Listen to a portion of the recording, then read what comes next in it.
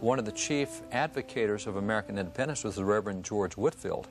Now, we might have heard about Reverend Whitefield from the First Great Awakening, but we weren't told that George Whitefield is the guy who was urging Americans to separate from Great Britain. He said Great Britain is trying to force an established church on you. They're trying to take your liberties away, both civil and religious.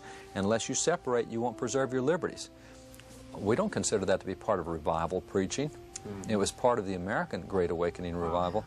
So Whitefield had such a substantial impact that not only did he go to Parliament to argue for the Americans when they did the Stamp Act in 1765, but he did so many things militarily wise to help the Americans get ready for it that when it came time, he died in 1770.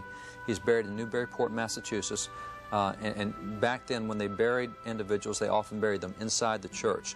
And in the case of very prominent ministers, they would kind of make a sarcophagus for them and put them perhaps down in the basement.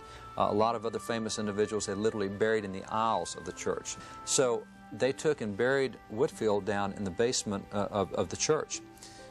As the first troops are getting ready to leave from Massachusetts to go up and to try to engage the British as they're in Canada, up toward Quebec, etc., as they're getting ready to leave Newburyport to go to that battle in Canada, they stopped by the church where Whitefield was buried.